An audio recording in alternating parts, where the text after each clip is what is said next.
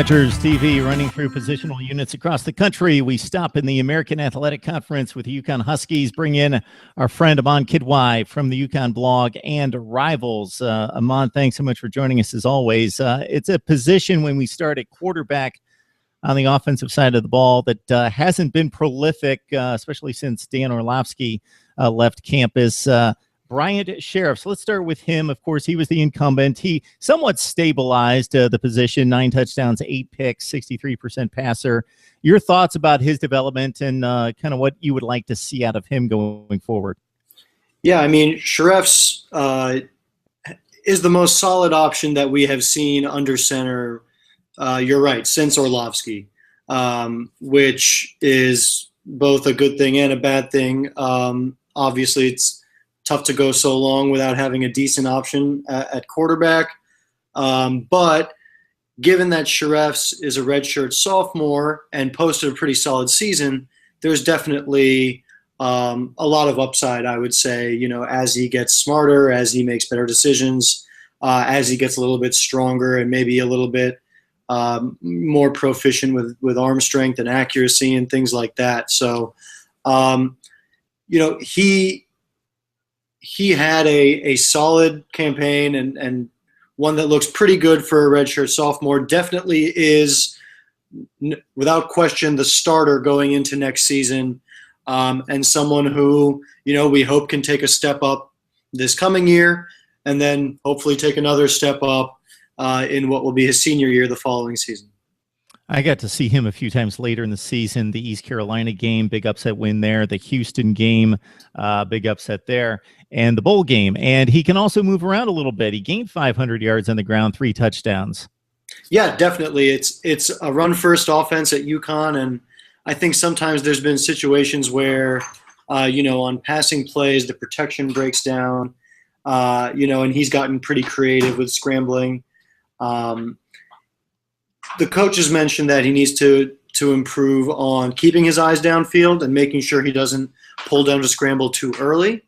But I think in general he did a pretty solid job. And just if you think about Shirreffs versus a more traditional pocket quarterback, a traditional pocket quarterback last year behind that offensive line would have just gotten smacked around, would have ended a lot of drives. Shirreffs was really able to keep a lot of drives going with his ability to run. Of course, you have that when you run a lot, you're opening yourself up to the potential for injury, which is actually what happened in that Houston game. So he was scrambling, took a hit to the head, and he had to actually leave the game. So I think the coaches would prefer that he run a little bit less. But that being said, it's definitely good that he has that ability to make plays with his legs. Tim Boyle's gone. Tyler Davis, a guy for the future to keep an eye on, a top 50 quarterback recruit, a redshirt freshman out of New York. But you've got a junior college kid coming in that appears to be the backup. Yep, so Garrett Anderson, he is a junior college transfer. Had a chance to see him in the spring game this past season under center. He's got a live arm. He can throw well on the run.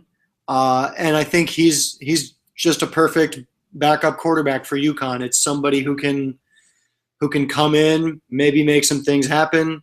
Offense will not take a step back, hopefully. He's also capable of making plays with his legs. In the spring game, again, you'll always talk about spring game results with a grain of salt, but he had a tendency to maybe force things a little bit with some throws, but at the same time, he also was sometimes it led to interceptions, sometimes it led to him getting long completions through tight windows. So solid backup quarterback option. And then Tyler Davis again, saw him in the spring game. He still has a long ways to go. He's definitely more of the project type. He redshirted last year. Someone who definitely has the physical tools, the height, the speed, all those things. And then just to kind of round out the roster, we've got an incoming freshman, Donovan Williams, from the class of 2016. He was recruited by a lot of major FBS schools as an athlete, but really, really wanted to play quarterback at the next level. And so UConn offered him that opportunity. They said, "You're our guy under center." He's, also definitely would be categorized as a dual threat quarterback, someone who could potentially be a name worth keeping in mind down the road. Especially in the college game, Aman, we see rushing attacks that beat teams over the head with sledgehammers up the middle, and also have the speed to the outside and the offensive lines that are just tremendous. We readily see 250, 300-yard rushing attacks week to week in college football, backs that gain 6.5 yards per carry.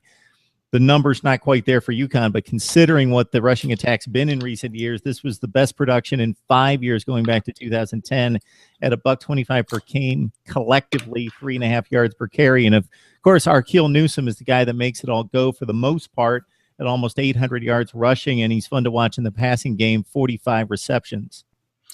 Yeah, Newsome had a real breakout campaign as a true sophomore last year. Brought some much-needed excitement and game-breaking ability to the UConn offense.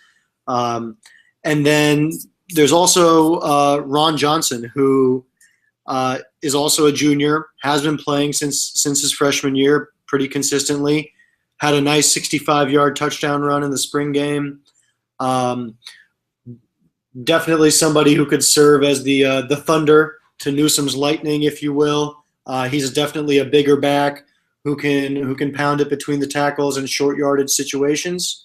And I think with what should be a slightly better offensive line next year, hopefully we see, just with the skill improvement and strength improvement that those two can make over a year, an even better rushing attack. So I think a lot of potential for excitement from UConn from those two running backs in Newsome and Johnson. And of course, Bob Diaco has reached to the south, Texas, Florida, to bring a couple backs in to help with the depth as well.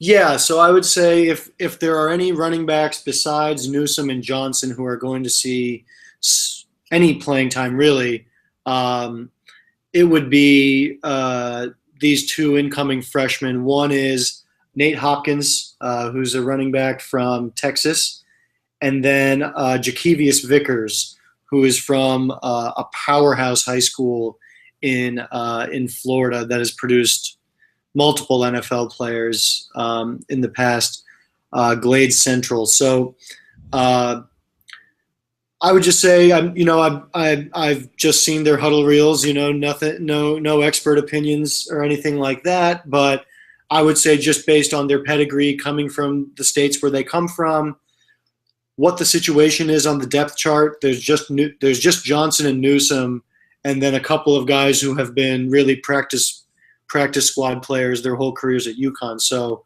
I think one of these guys may have a chance to break into the rotation potentially. Well, the offense has been fairly dormant in recent years. We saw some life last year, especially down the stretch, and with the guys that you just mentioned, of course, Arkeel Newsome being at the forefront of the playmaking ability. There seems to be some life and some hope there, Aman. Yeah, definitely. We hope so. Aman Kidwai, the UConn blog, and also Rivals, helping us out on Connecticut's backfield, quarterbacks and running backs. Thanks, Aman. Absolutely. Thanks for having me.